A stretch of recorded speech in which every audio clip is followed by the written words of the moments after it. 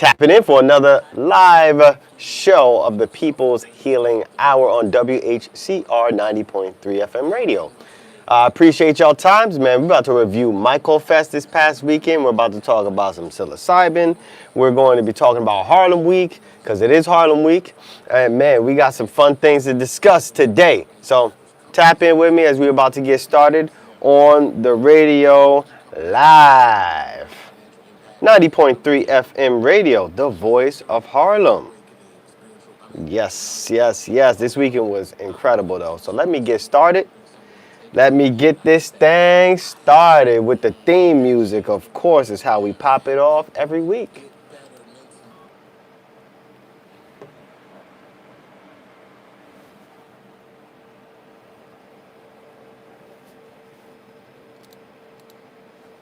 Uh-oh.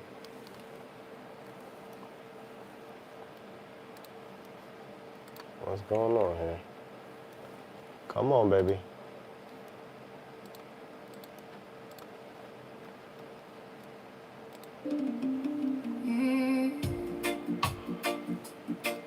There we go. From the roots to the people, one love, one healing.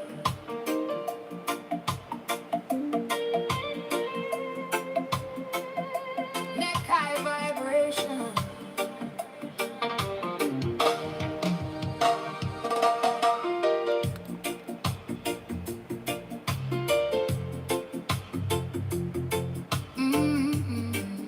Oh, yeah.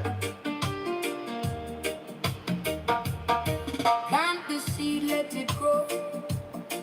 From the earth, the blessings flow. Every leaf and every vine. Nature's medicine, pure and kind. From the mountain to the sea, the healing lives in you and me. One cup shared with every friend. A little wellness never ends. Feel the sunshine on your face. Show your heart, embrace the grace. Mother Earth has always known the strongest roots are always grown. The people's herbalist, growing love in every cup. The people's herbalist, lift your spirit, lift it up. Drink from the earth, light from the soul, healing together, making us whole. The people's herbalist, one love, one root, one people. Hibiscus dancing in the breeze, mint and honey, healing trees. Every bottle tells a story, simple living, nature's glory. Family gathered hand in hand, share. Oh, baby. We switched it up this morning a little bit with some Jupiter vibes for the People's Herbalist. Man, welcome to another episode of the People's Healing Hour here on WHCR 90.3 FM radio, the voice of Harlem. I am your host, known in the streets and in the clinics as the People's Herbalist. And I got to tell you guys, I am recharged, refreshed, renewed. From an incredible weekend. This past weekend out in Artemis, Pennsylvania, I had trekked, which was quite a trip to get out there, but it was absolutely worth it for this 2026 Myco Fest, the festival of medicinal mushrooms and functional mushrooms. Honestly, it's just identifying all of the mushrooms. And I had the pleasure of being surrounded by some of the most brilliant and forefront experts in the field of mycology, or the study of mushrooms, and I was humbled at the level of genius that I was engulfed in. And I thought, I have a pretty decent understanding of medicinal mushrooms, right? I know mushrooms pretty well, more than the average Joe. But I felt like a pure novice. And honestly, that is one of the best feelings in the world. When you have such a passion for something and then you are inundated with people that know so much more about certain aspects of that topic, you're just like a sponge. So this weekend I was disconnected. We were literally in the sticks. I'm telling you, full wilderness. And there was barely any cell phone service. There was no distractions. It was just nature and myself. And I can't tell you how great it was. Had some ups and downs though. I had some tribulations while I was out there, but I'll get into that a little bit later. But man, let me tell you guys, it is Harlem Week. So you guys get out there. This is Harlem and beyond, but for my folks out here on the airways in the Harlem area, please participate in one of the incredible activities that they have this coming week. But man, let me tell y'all about this mushroom festival. I was in the midst of incredible energy, good spirited people. I can't tell you how important that is, just to be around folks that they want to be better, they want to learn, and they want to be in community with others that actually care about health and love and all of the good things, not just monetary, not just business, but also saving the planet. There's nothing easier for us to conceptualize as a solution to our biggest problems in our society, in our country, and on our planet than understanding the soil and what makes up the soil. And that is the mycelium, the heart, the body of the fungi. And that was a big portion of the festival. I mean, so many people that were talking about the mushrooms that break down plastics. They were talking about the mushrooms that remediate the soil, identifying the combination of the mycelium and bacteria and roots of plants, and how that, what is called the mycorrhizae connection, is so valuable in many instances for certain things to grow, certain ecosystems to form, certain plants to have the nutrients in order to nourish our bodies. This was an enlightening experience, and I highly suggest that you guys make it out to the next one. Next year, I definitely will be involved a little more heavy because I had a presentation where I had the opportunity to present my experience and my knowledge from an herbalist perspective, living in the metropolitan area, because it's not very common for the city slickers to really get in to get in community with the folks that are very comfortable living in the woods. And when I say very comfortable, I had met a gentleman named Robin Greenfield, who I know about for a couple of years, but this dude lives literally foraging all of his own food. Yep, all of his own food. And he was up here in New York last week, actually, walking in Central Park with no shoes or nothing, Jesus. And he had walked, identified, consumed, and taught about some of the foods and medicine that are all around us, even in Central Park. I was laughing because I saw as he was posting these things and sharing these things, you know, you got the trolls on the internet always naysaying and wishing harm. But they was like, how you ain't died eating that food off the Central Park? You know how many dogs and animals peed and pooped and stepped all over that? I mean, in some instances that's true, but nature is always here. And we have this incredible thing called a microbiome and stomach acid and all kinds of things in our body to be able to assimilate and break down some of what we consider hazardous or toxic. But man, it was definitely a great experience, and I was well received. And I was happy to hear feedback from my presentation, because I spoke about communicating herbal wisdom in Western healthcare systems, which is a pretty hot topic, a very interesting melding of studies. And I'm happy to be that bridge, to have this communication. Because you guys know, y'all know me as the People's Herbalist. I am an adaptogenic specialist. I love to innovate in the space of taking these really medicinal herbs and making them easily consumable and consistent for people to enjoy and ingest. Because everybody everywhere knows that consistency is key if we want to get the best results. Whether you're in the gym, whether you are adhering to a specific diet, whether you are trying to build a new habit, regardless of the case, you got to be consistent in order to get the results. So, my case studies, I noticed that people weren't completing them because the herbs were too bitter. And that is what drove me to create the different items that we make, from herbal mocktails to herbal hot sauces to herbal cream honeys and all kinds of fun stuff, to make these incredible, historically valid, and clinically efficacious herbs easily enjoyable and something that you can build into your everyday life. But that's not the point of this conversation today. Y'all can find my stuff on thepeoplesherbalist.com and different educational pieces and knowledge bases from there. But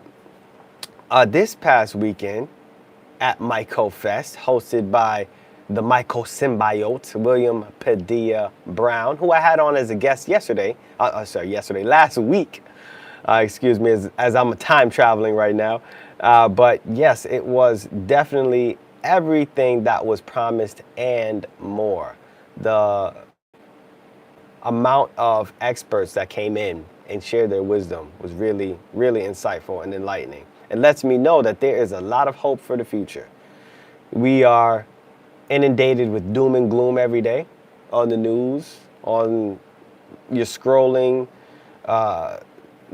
mechanism of choice, whether it be TikTok or whatever, Facebook, IG, all the good stuff. There's usually bad stuff on there. But to be in a full disconnect and surrounded by the folks that's doing the work out there, doing the work in the laboratory with the petri dishes, testing these mushrooms and mycelial growth on different mediums and seeing how things can be broken down. I heard that there was a mushroom that breaks down wood and turns into protein. Just think about that. Dead wood is now protein because of a mushroom that converts it. These things have so many unique qualities and potentials that we need to do everything in our power, our due diligence to the max, to make sure that we are supporting this and supporting the solutions for tomorrow. And how does that play a part in our health and wellness, you ask? That's a great question. Thank you for asking. You may think of the environment or the parts of nature that you may not see as separate from yourself, but it is not. We are nature. And the health of our soils is also the health of our microbiome. And that is another topic of discussion, which I find very interesting.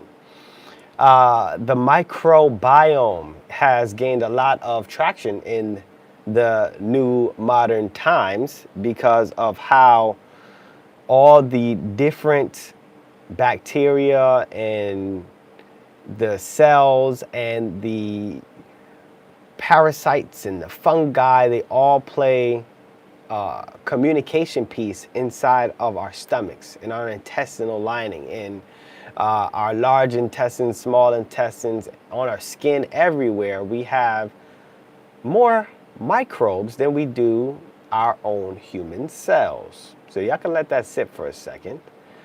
But the fact is, we are a universe of different microbes. So having a diversity of microbes in our soil is also important for us in our microbiome. So I wanted to talk about a couple of these things, a couple of the fungi, because Microbiome is our gut bacteria, but within the microbiome, there's the mycobiome. And myco, like mycology, is the mushrooms. So mycobiome is the mushroom community within our microbiome. And some of these things, Saccharomyces is probably the most common overall in our microbiome. It is also called baker's or brewer's yeast, and they use this to create certain items that we ingest or drinking, like beers. But in our gut or our microbiome, they produce B vitamins, and they help maintain intestinal barrier function. And they also compete for different resources with pathogens. And then on top of that, they support immune regulation. All right, so that's one thing that we can be happy about. We have fungi inside of our systems, but they're helping our bodies become healthier, stronger, and more capable. So yeah, man, this is very interesting conversations, and I'm happy to be in the position to share this with y'all here on 90.3 FM radio, the voice of Harlem. Harlem has its own radio station, WHCR 90.3 FM, the voice of Harlem. But yeah, I'm glad you guys are with me this morning as we're discussing the mushrooms, the mycology, and coming off this weekend at MycoFest, which was a very, very insightful time and space to be off grid and to be in community with the experts in the field of mycology. And I had some great conversations. I saw live glass blowing. I saw and heard live music. And I'm telling you, when you're out there at these festivals in the woods, you get to rub shoulders with the hippies. It's a different experience, I'm gonna tell y'all that.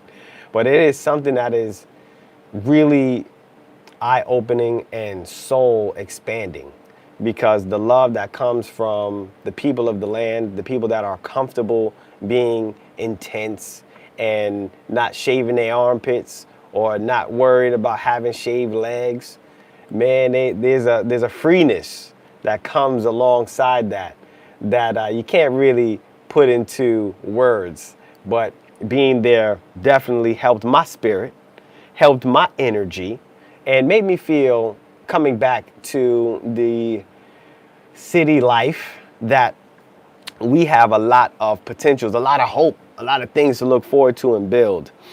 And I'm happy to share this with you guys, because one of the big things that I saw and that was like blown away by was the diversity of food that comes from mushrooms.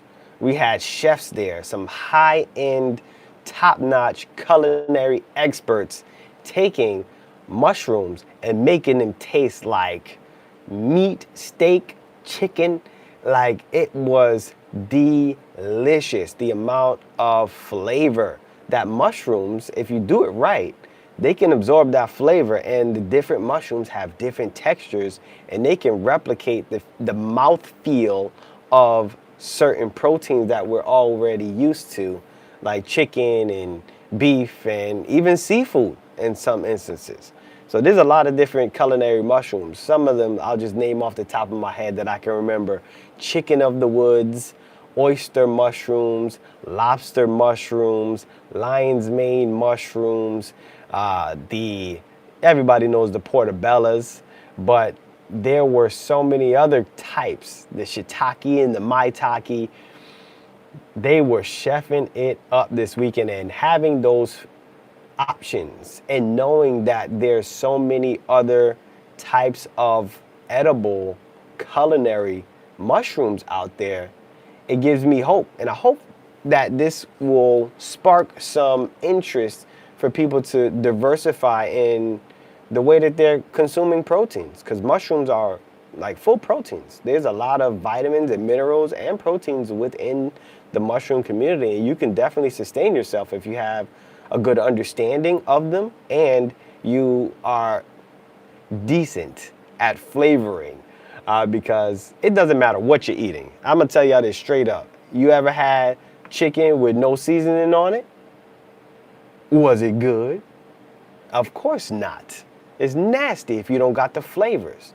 So I want to highlight this for everybody. It's not as difficult as you may think to convert towards a plant-based options for your proteins. And mushrooms happen to be the creme de la creme for that. But the different textures of them are really, really beautiful. And it gives just a whole lot of options. So go out there to a farmer's market, I suggest, because that's probably where you're going to find them. You're not going to find mushrooms sitting in the grocery markets, simply because mushrooms, they are sprouting out of their mycelium in certain conditions, and they only stay fresh for a very short amount of time.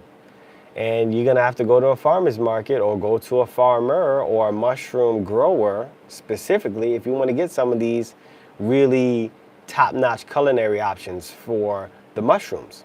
And I can tell you, they absorb flavor very well. So if you consider yourself a nice little cook and you know how to put together and chef up some different combinations of ingredients and flavors, dabble with the mushrooms. Get comfortable with them. And make yourself some masterpieces, because these things are yummy. All right, and they're not all the same. So just to give y'all some perspective here, right? There are many hundreds and thousands of different vegetables and fruits and legumes and roots and tubers that we eat, part of our daily regimens, from the broccolis to the string beans to the carrots to the spinaches to the kales. All of these things, right? They are but a mere smidge in comparison to the diversity in the number of mushrooms. And I heard this weekend, and it opened my mind.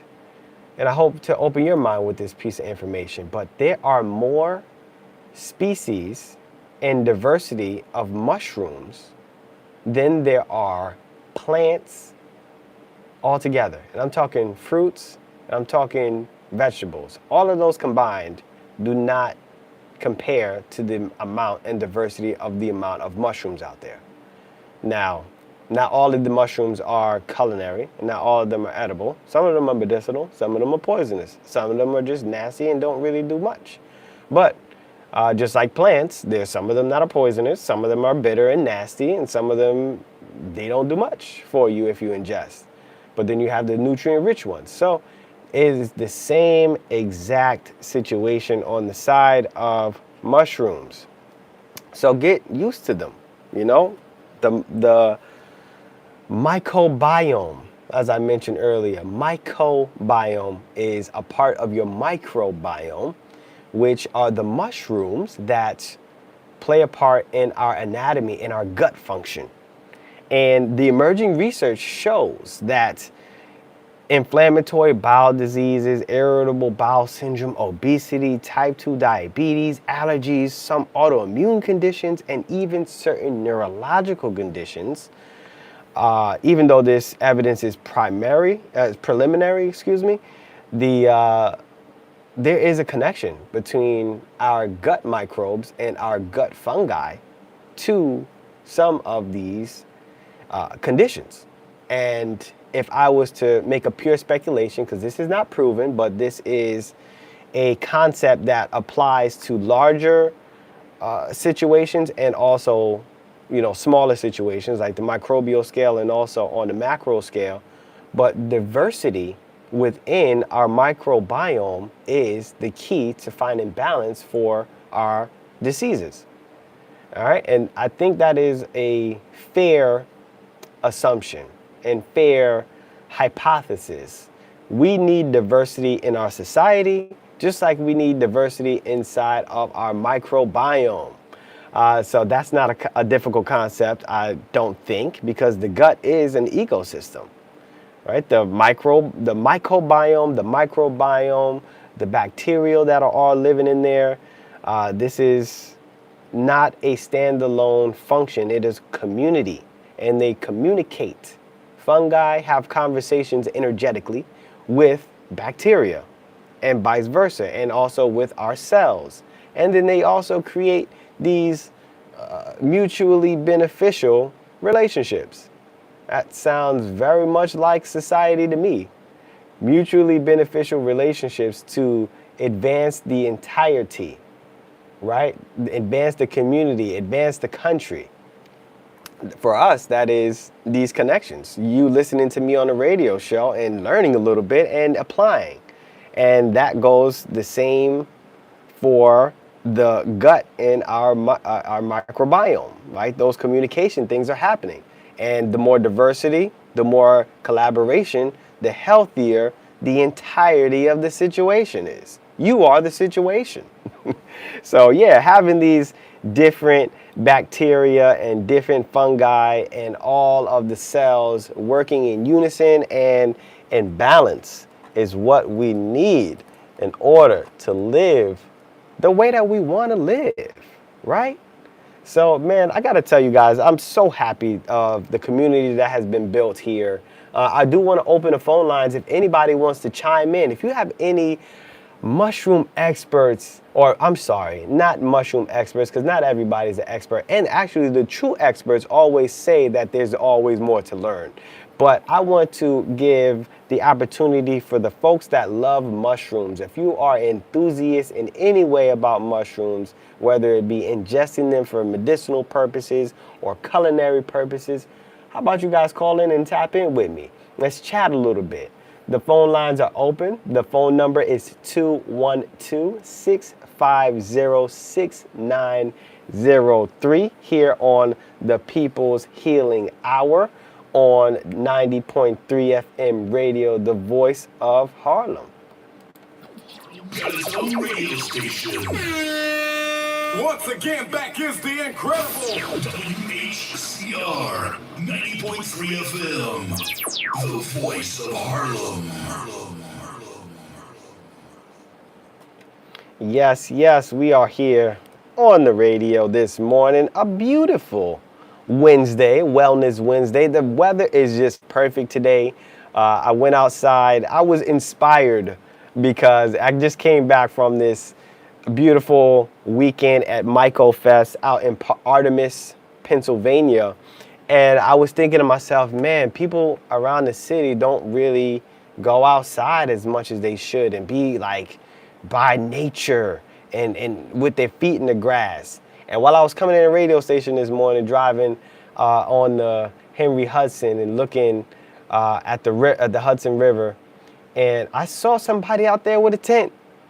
And she didn't look homeless. All right, she looked like she was doing this for leisure, being outside right by the bridge. I'm sorry, right by the Hudson River. She was a little bit further down from the bridge, but she was waking up to the sunshine, to nature, and I was like, yeah, that's the energy that I wanted to see this morning. It was really nice to see that, and you guys all have the opportunity to go out there, put your feet in the dirt, find a piece of grass in Central Park or someplace, because you know we got little garden areas and things of that nature that you can tap into. But being an active participant in nature, go to a community garden in the area. Please go visit. Go say hello. Tell them the People's Herbalist sent you. No, but do it for yourself. Do it for your own well-being, and do it to see the solutions for tomorrow, because the soil has all of the answers. That is where our health lies, right in the soil where the things grow. The health of the soil is the health of your life, health of your energy. But I do want to talk about another part of health, and our mental health. We talk about this a lot here on the People's Healing Hour, but we have our nervous system, our immune function, and our gut health. We're talking about the microbiome and mycobiome. This is a connection piece to that.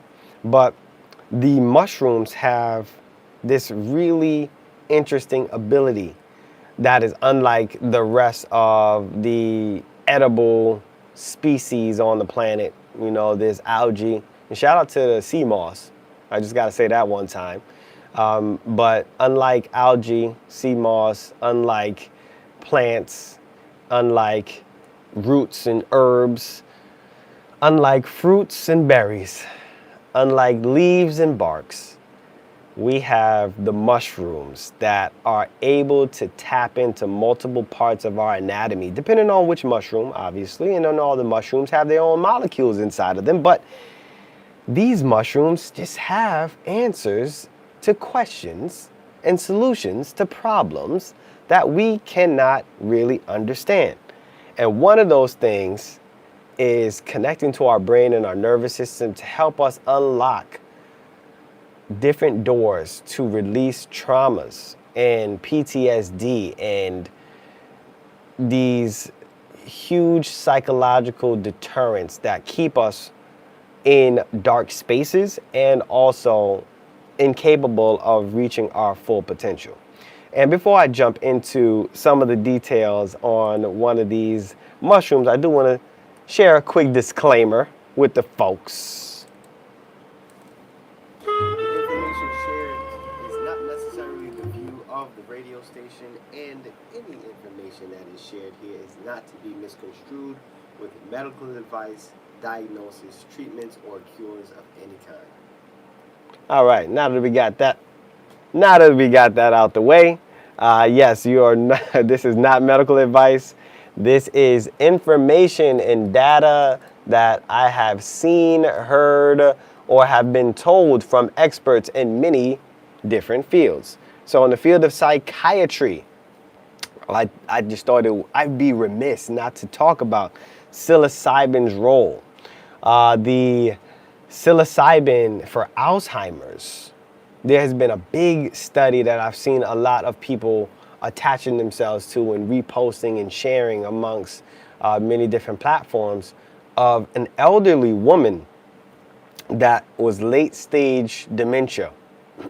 And they gave her psilocybin mushrooms, the psychedelic mushrooms, the sacred mushrooms, the ones that make you trip, right? They gave her a dose, a therapeutic dose of this. And she regained for a certain amount of time some ability to speak. She was nonverbal, and it seemed as if she was fully gone from our existence, from our reality. But the psilocybin sparked something and allowed different neurological pathways to connect, and she was able to regain memory and speech and be coherent and speak clearly to her family for a certain amount of time. It didn't last, but it was a great insight on the potentials of what we can do with some of these sacred medicines. And a part of my conversation, because I did a presentation, but it was more of a conversation with the people at MycoFest this year. It was talking about the realities, but having the wherewithal and the tact not to overpromise and make these miraculous claims of miracle cures and associating one piece of nature as the panacea for all the problems in the world.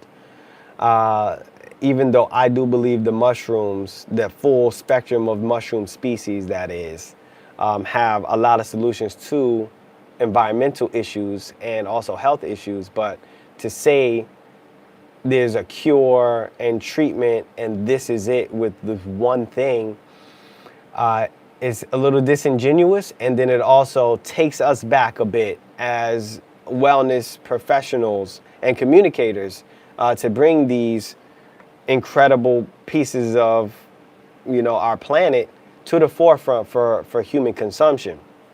So as, the herbalist that I am, and being heavily involved in the holistic space, in the understanding of how we are not simply levers and pulleys and just cells, but we are a combination of energy and communications between those cells and other materials that make up our bodies.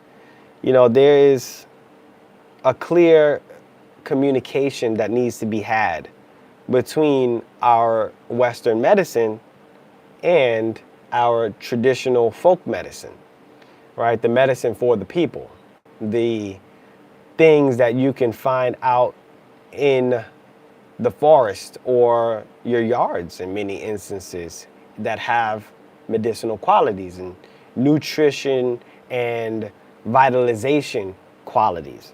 So, you know, I say this on the radio from time to time, but, you know, my experience and my journey as a herbalist started 10 years ago. And I wanted to help people, especially people that were going through cancer recovery and the side effects of chemotherapy and radiation therapy and how that diminishes our anatomy and our abilities to heal.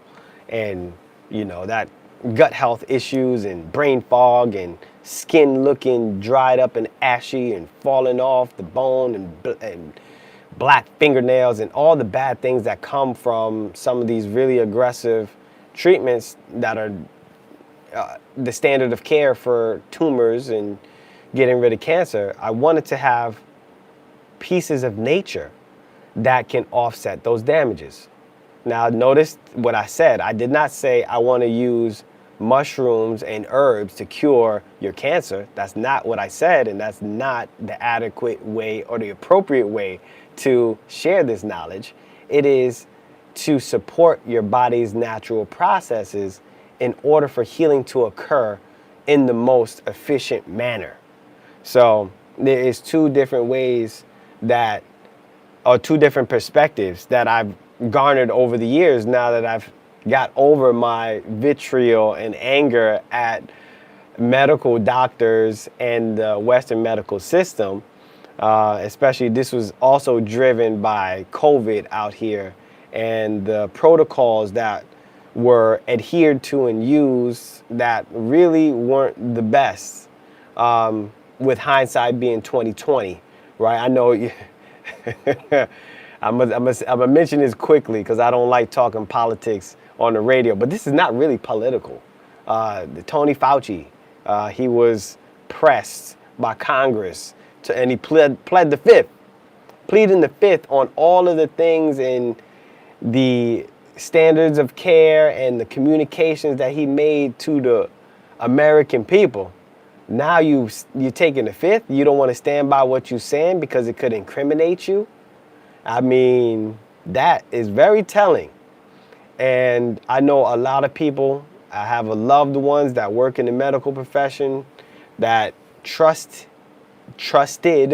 him wholeheartedly. And I know and love people that still trust and believe in him wholeheartedly and think that he's done nothing but save the people. But at the same time, I'm ingrained in the community where we've seen other options that worked far better than the suggestions that he made.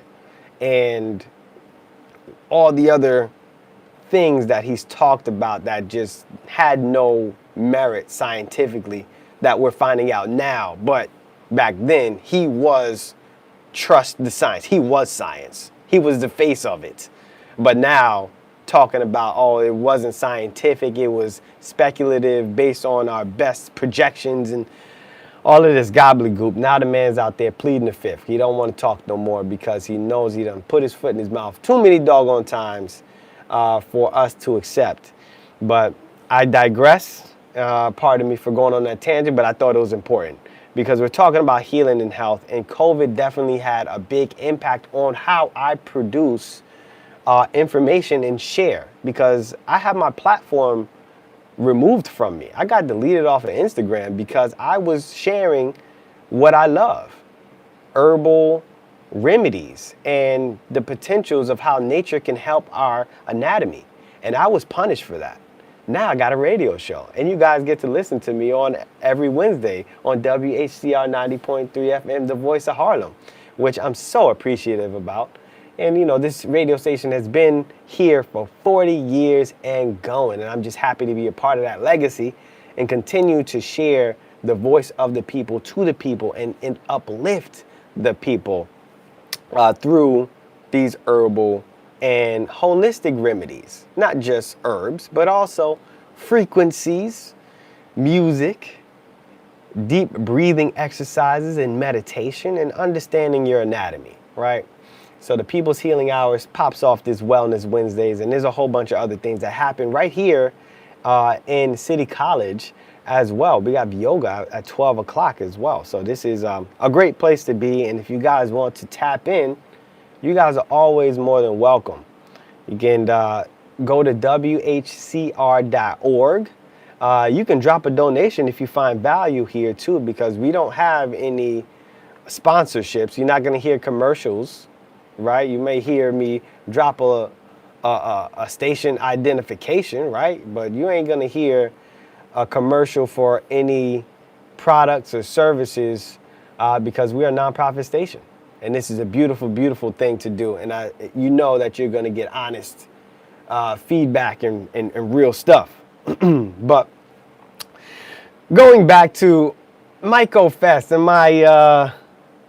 my experience and what I had talked about, closing the gap between healthcare and herbalism and how to do that, and how lucky I am, and I would say perfectly placed and blessed to have these opportunities to sit in with patients and their primary care physicians, like MDs. I do work alongside MDs now, and obviously I love the nurses and the nurse practitioners, but sitting and having conversations and consulting with the doctors has opened my mind a lot, and understanding that they know a whole lot.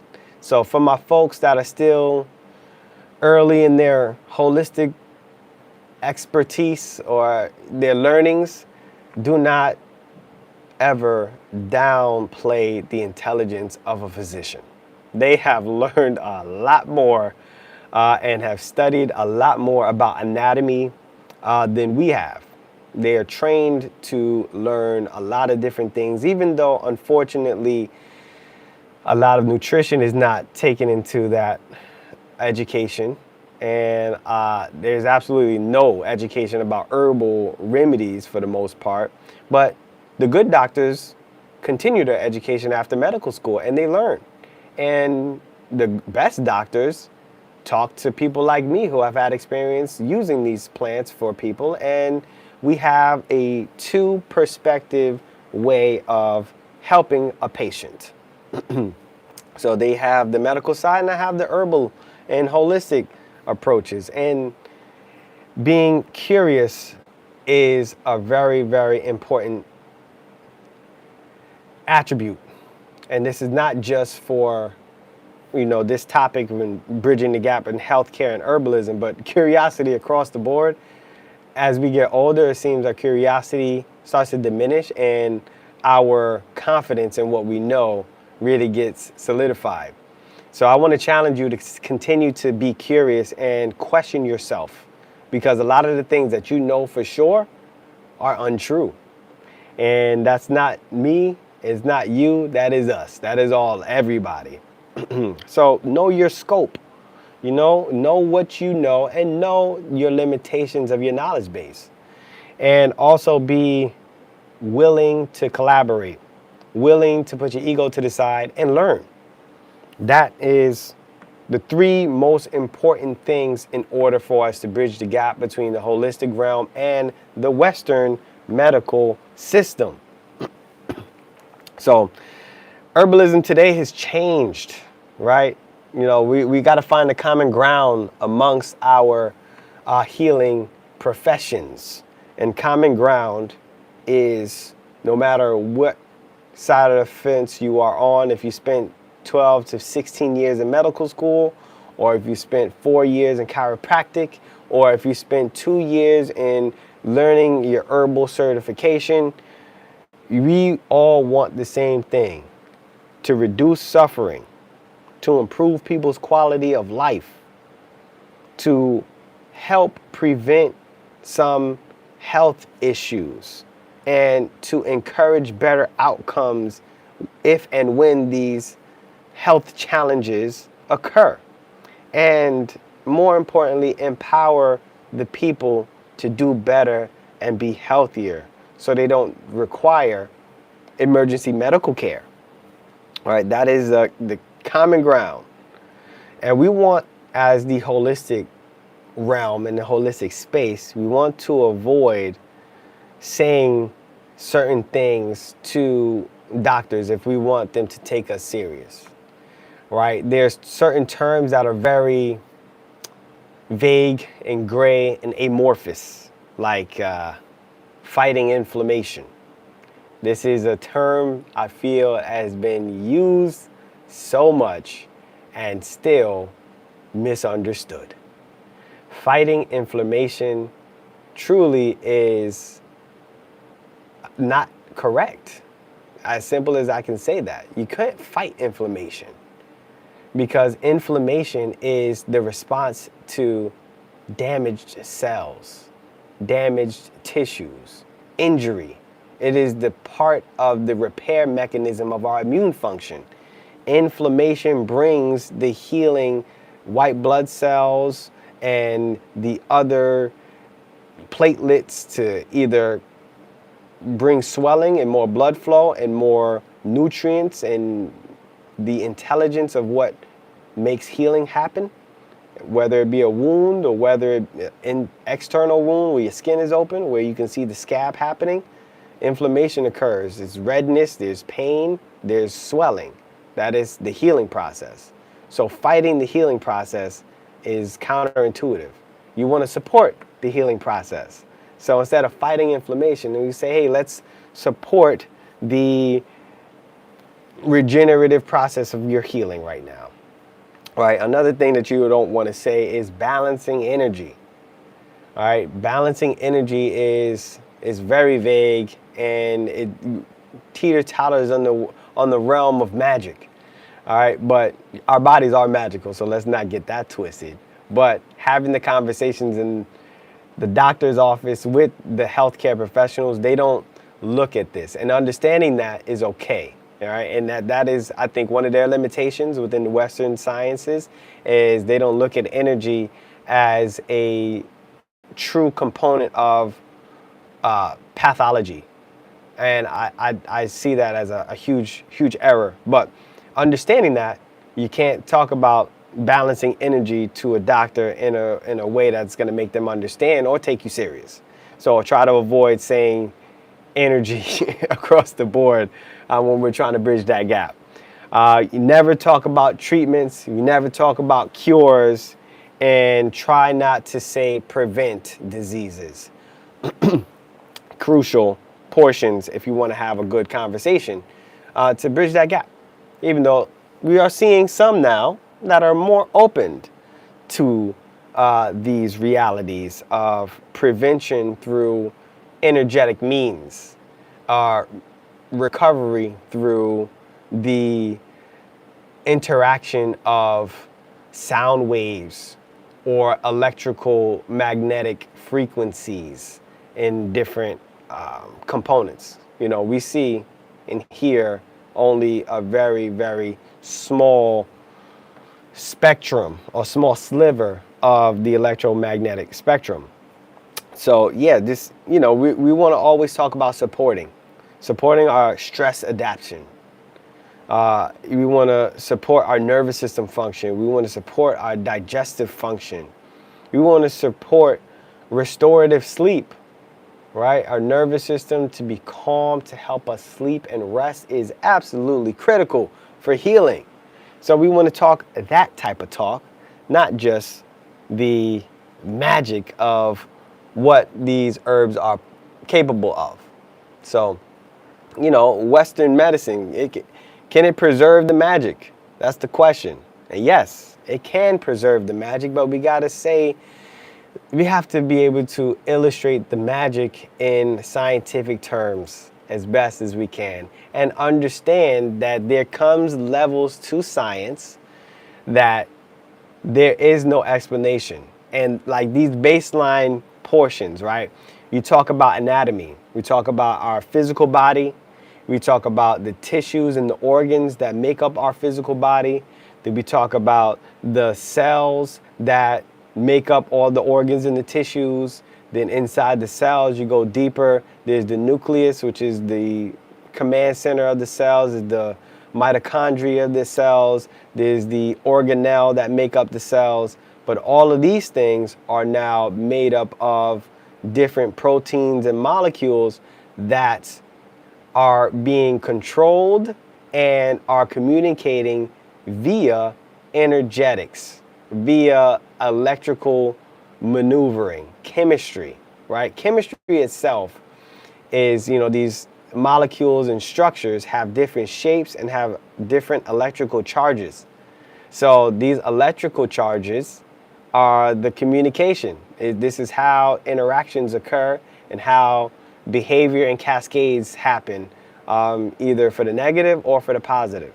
So I know a lot of people are familiar with the term antioxidants and free radicals.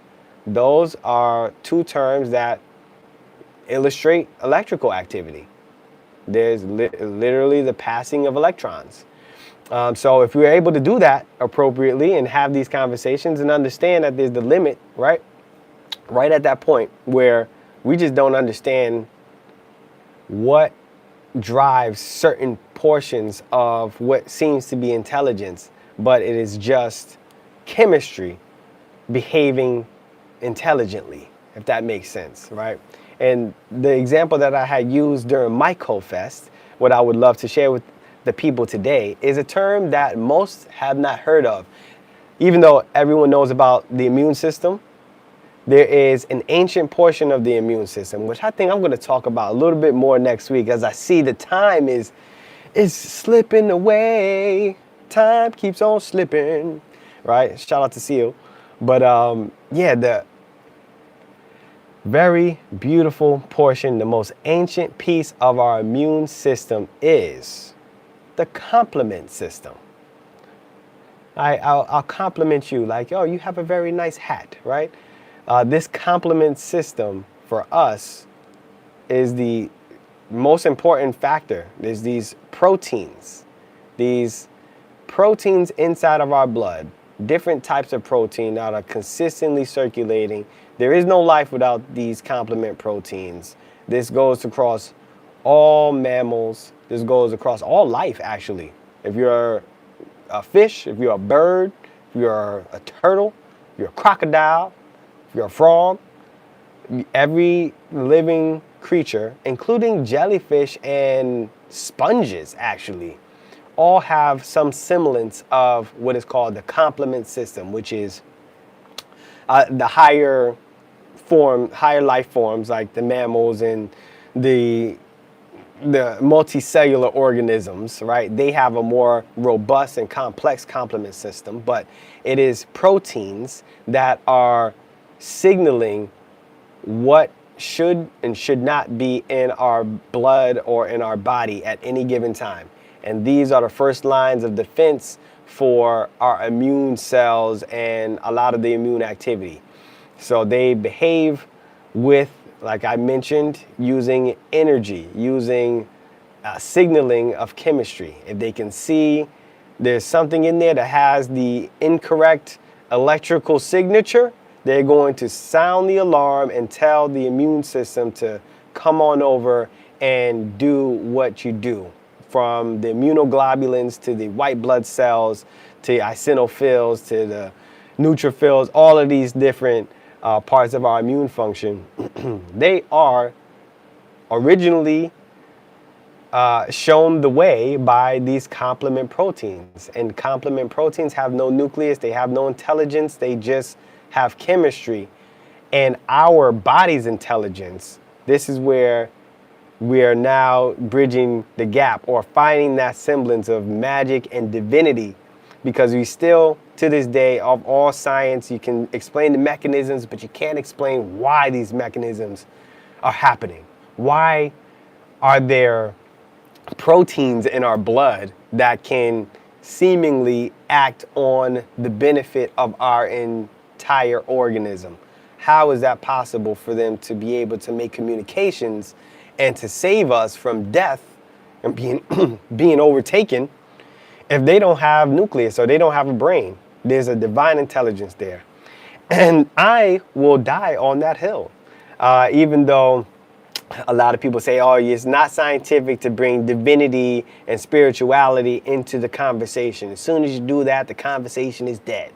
Well, I mean, I'm not going to deny what history and cultures and with my soul is telling me is correct. So just know that you are a divine, spiritual, electrical, fluid-filled sack of meat and cells and fungi and bacteria all together in one casing. And in that casing, we're able to live and to have experience and allow love to infuse us and love to go out of us to our communities. I hope you do this week and every day of this week, because showing love to others is showing love to yourself.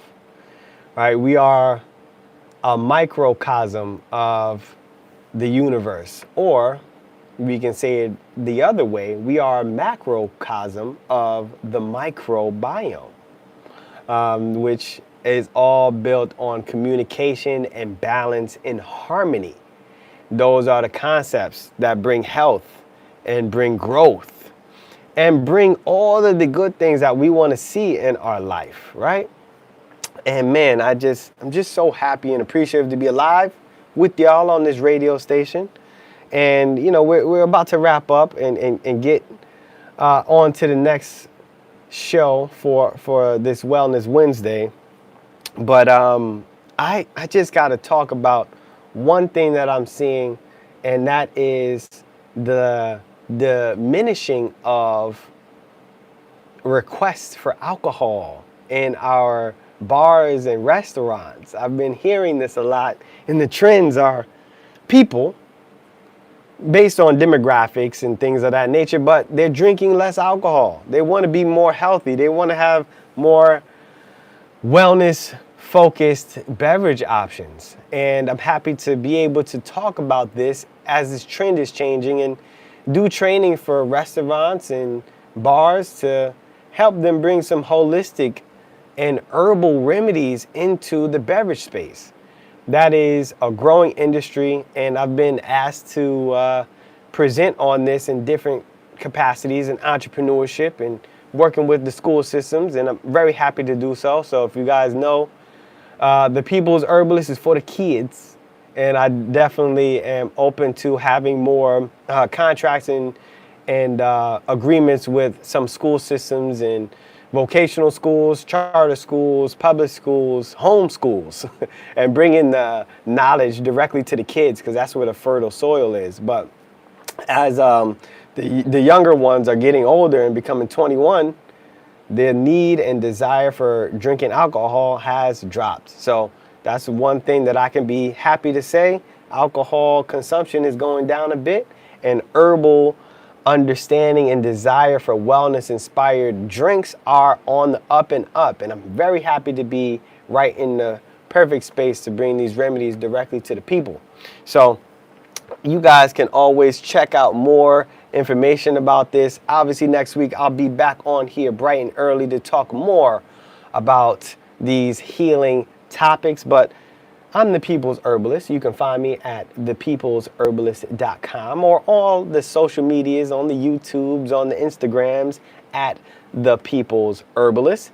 And we are bridging that gap, and we are making the people healthier, one sip, one bite at a time. So whether we're talking about mushrooms, herbal medicine, or the future of functional beverages, the goal is the same: to inspire curiosity, encourage thoughtful conversation, and empower the people to make informed decisions about their health. So honor your roots, protect your peace, and let nature guide you home. I appreciate you as always. The People's Herbalist tapping out with y'all. Have a great rest of your week.